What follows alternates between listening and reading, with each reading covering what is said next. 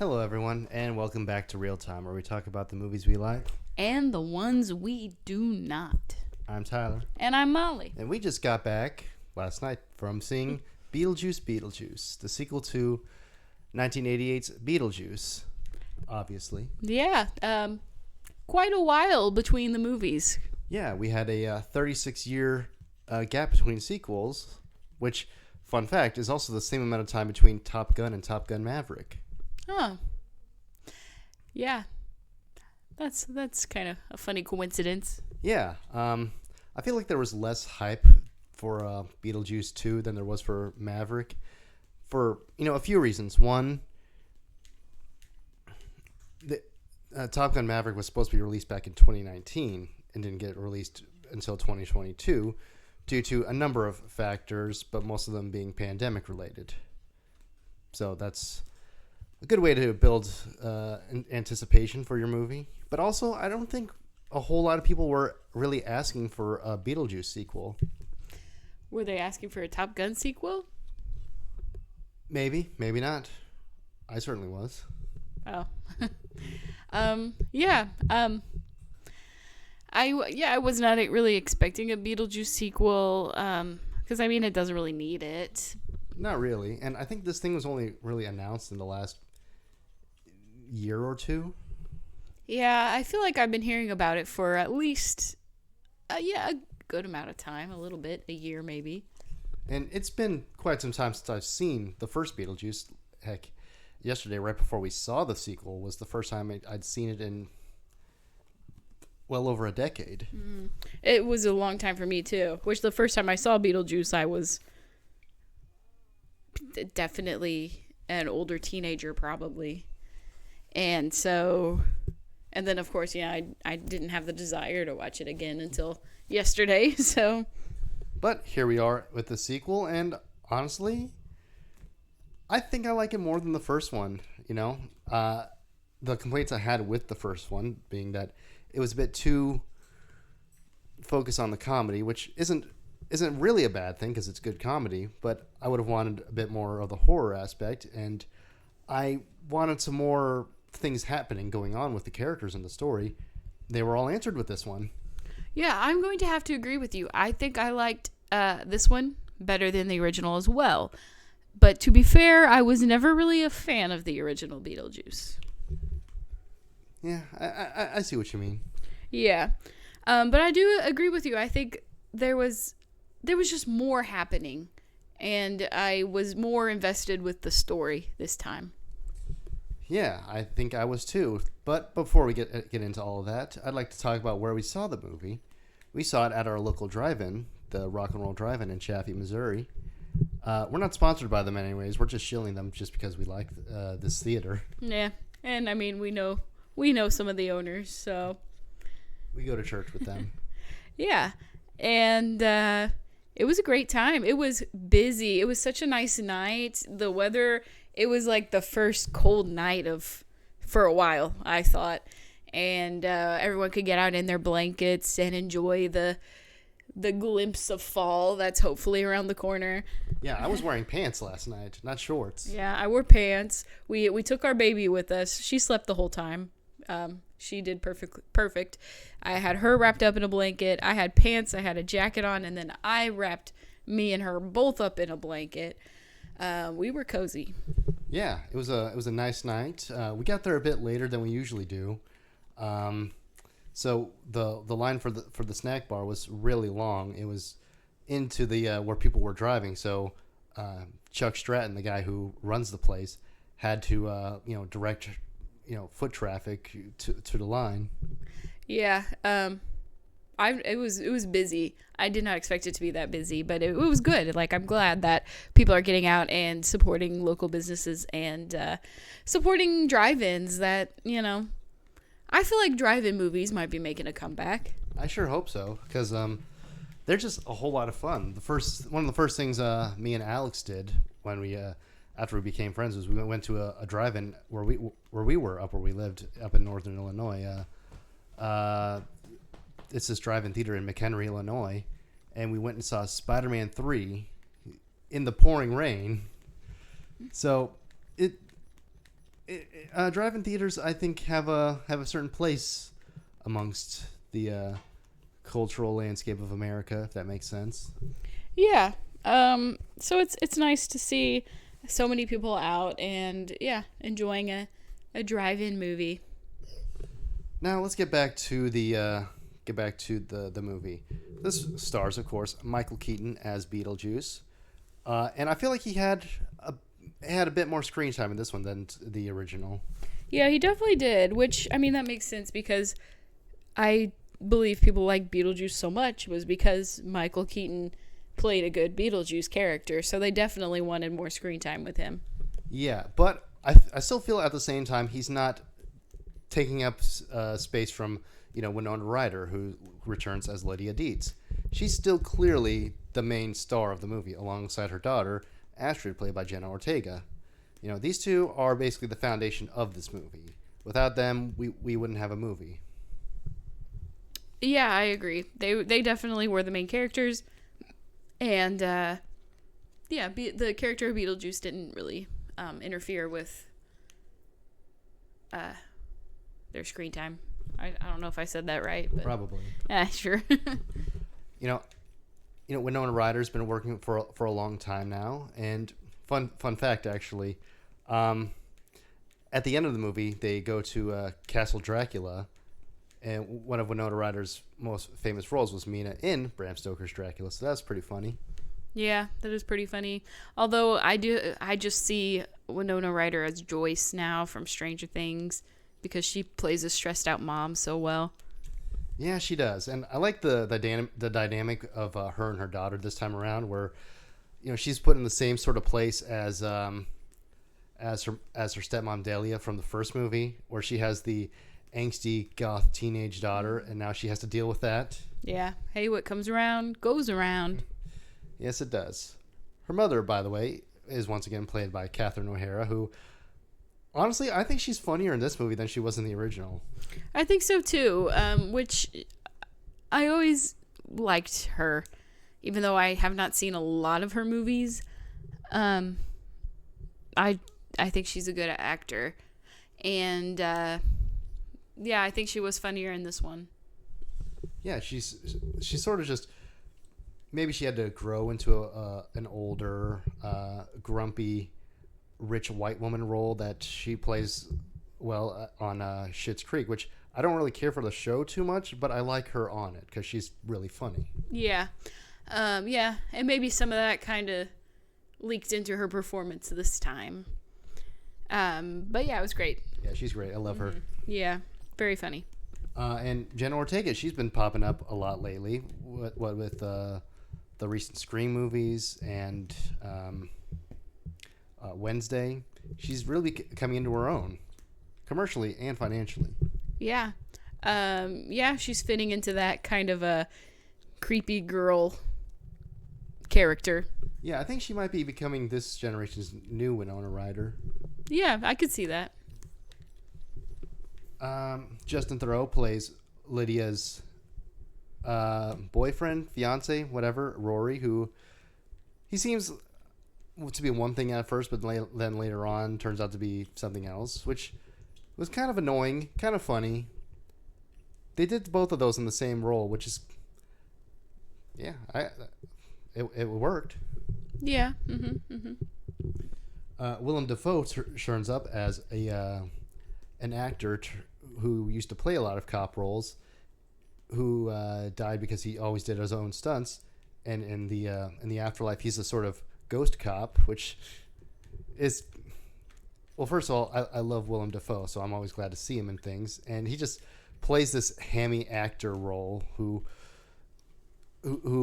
thinks he's a cop for real, but doesn't actually, because he has his receptionist keeps telling him that he's just an actor.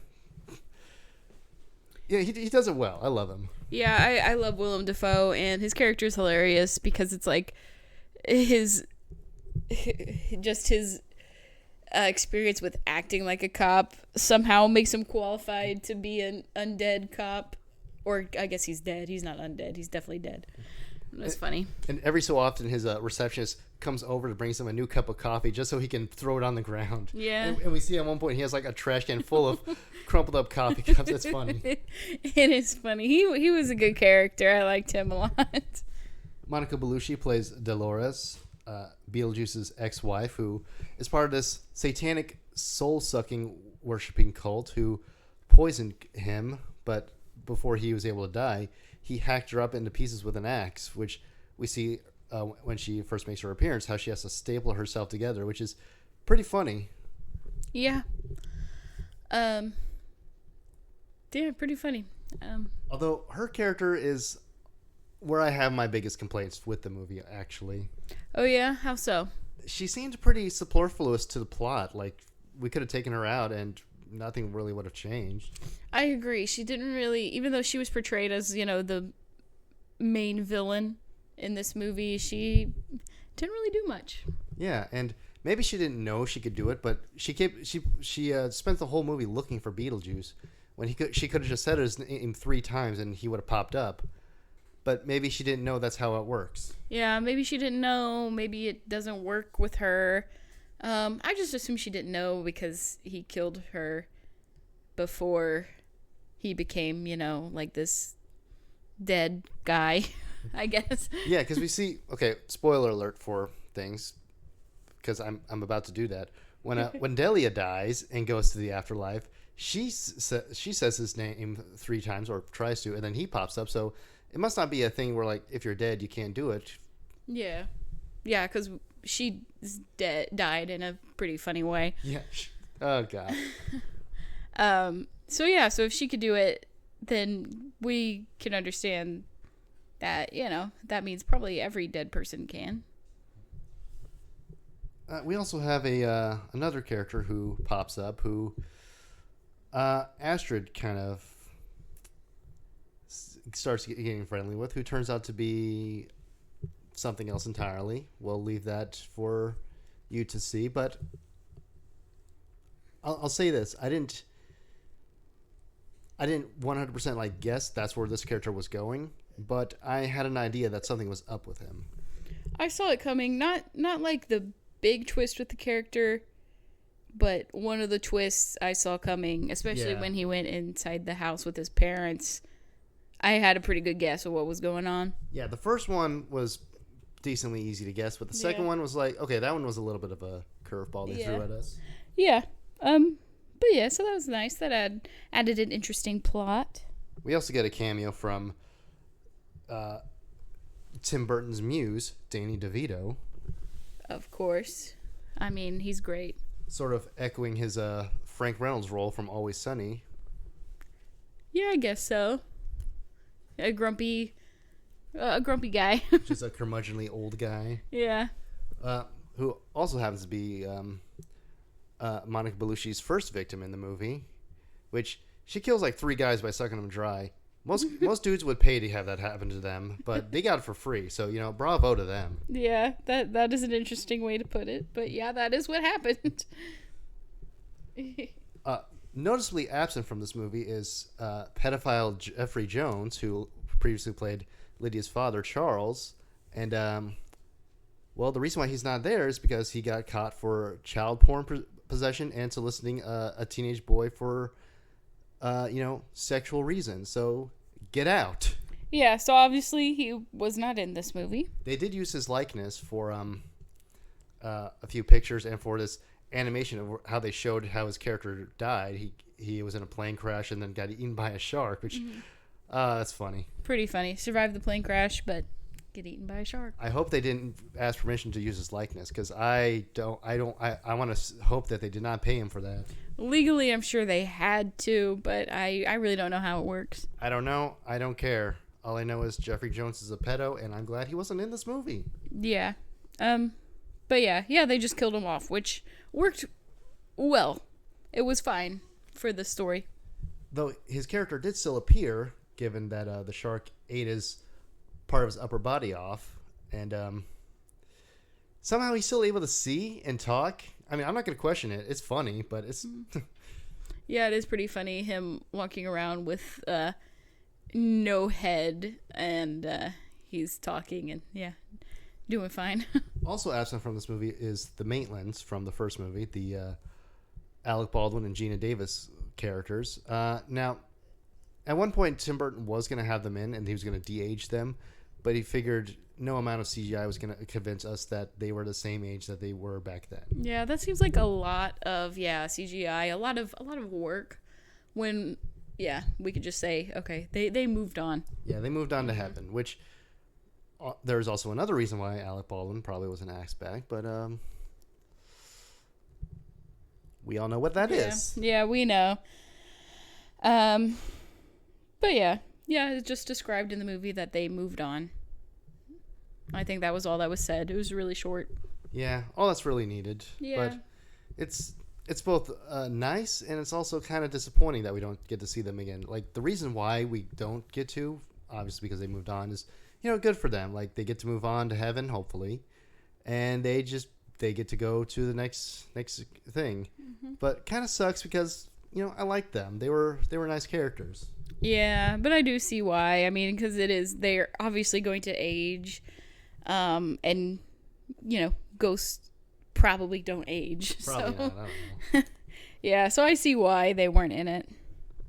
Okay, so Charles's death was actually based on a nightmare that Tim Burton had, where he survived a plane crash only to be eaten by a shark. That's pretty funny. Tim Burton has also said that his experience working for Disney on the Dumbo remake almost made him retire, but this movie and Wednesday helped him find his love for his craft again. Well, that's good. Which I guess we know how Jenna Ortega got this role. Yeah, I didn't even know he directed Wednesday. Well, he was the showrunner, and he directed some episodes. Oh, okay. Kind of funny that Winona Ryder and Monica Bellucci are in this because they were both in Bram Stoker's Dracula. Yeah. Yeah. Pretty funny. Let's see. Okay, apparently Tim Burton and Monica Bellucci started seeing each other while making this movie, so that's nice. Oh, okay.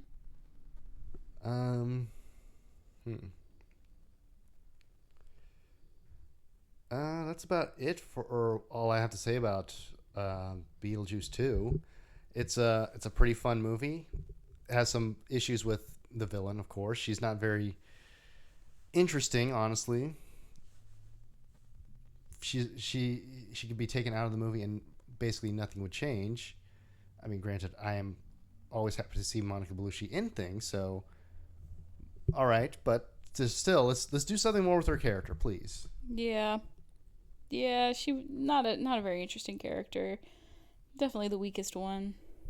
But we're not here for her. We're here for Beetlejuice, and once again, Michael Keaton he's incredible. I love him in this role. Yeah, really funny. I mean, that's what you expect, and yeah, I was not disappointed with him in this role. And this is another pretty good movie from Tim Burton. I haven't seen some of his movies throughout the 2010s. I think the only one I actually did see, only ones I saw were Alice in Wonderland and Dumbo, which less said about that, the better. But some of his other things I've seen, that I've heard of, didn't really get too